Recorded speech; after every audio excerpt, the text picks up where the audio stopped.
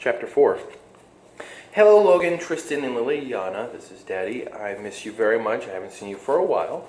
And today we are reading The Three Musketeers. The Three Musketeers, we are in Chapter 4 now, D'Artagnan's Visitor. If you remember the last time, D'Artagnan was about to go ahead and get into a big old fight, but instead helped save the day by fighting alongside the Three Musketeers instead of against. When Monsieur de Treville learned of the defeat of the Cardinal's guards, he scolded the Musketeers in public, but congratulated them in private. The king, too, was delighted to see Richelieu embarrassed, for although he gave the Cardinal great power, he also enjoyed seeing him suffer defeat as well. King Louis XIII summoned the four friends to the palace to congratulate them. "Come in, my brave men," said the king. D'Artagnan and the three Musketeers approached the king and bowed. When Louis saw young Gascon, he exclaimed, "Why, you are just a boy, yet you fought so bravely alongside my Musketeers. I must reward you. Here, take these 40 pistoles. Surely you can put them to good use, since you are new to Paris." D'Artagnan took the handful of gold coins and bowed deeply. "Thank you, sire," he said. "And now, gentlemen," added the king, "I thank you all for your devotion to me." Once the men had left the palace, D'Artagnan asked his friends how he should spend his money. Athos suggested that they first all enjoy a good dinner. Porthos then suggested that D'Artagnan hire a lackey, a servant to take care of his needs. And Aramis suggested that he find a place to live. Once all three had been accomplished, D'Artagnan settled down to a life of a cadet, and for several months he trained enthusiastically, and spent all of his free time with the Three Musketeers. Yet, in spite of their close friendship, D'Artagnan learned very little about the private lives of the three men. He only knew that Athos was born a nobleman with an unhappy love affair in his past, that Porthos was having romance with the Duchess who wanted to marry him, and that Aramis hoped to become a priest when he left the service of the Musketeers. As time went on, D'Artagnan learned, however, that 40 pistoles did not last forever. His pockets were nearly empty when one day his lackey, Planchet, showed in a visitor. A short, stout man in his 50s looked familiar, but D'Artagnan wasn't sure from where. He greeted the man and asked if he could be of service. "I know you're a brave cadet, Monsieur D'Artagnan," said the man. "I've always seen you with the daring Musketeers, so I feel I can trust you with my secrets." There he is. There's the lackey. There's the strange man. And there's D'Artagnan, who seems to recognize the guy, but not very well. "Of course, Monsieur.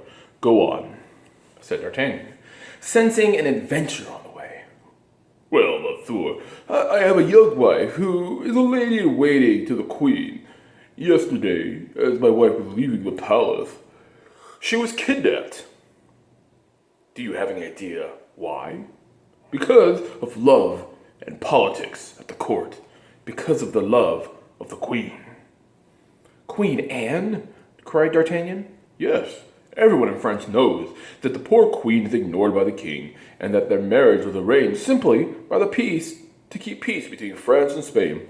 But our beautiful young queen has given her heart to the great Prime Minister of England, the Duke of Buckingham, and he loved her too."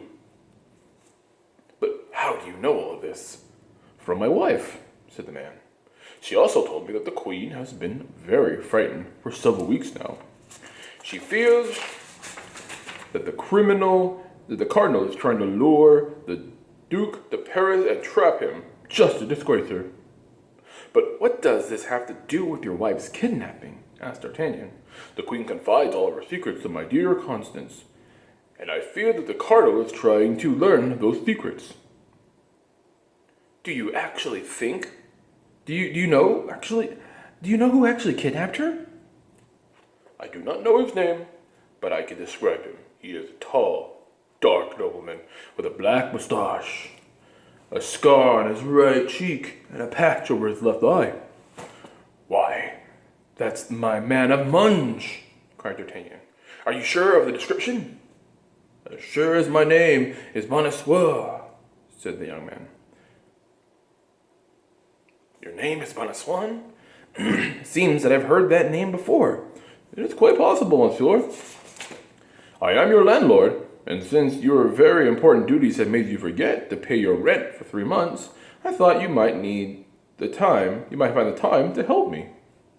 "Of course, Monsieur Bonacieux," cried D'Artagnan. "Just tell me the rest." Bonacieux took the letter from his pocket. "I received this last night," he said.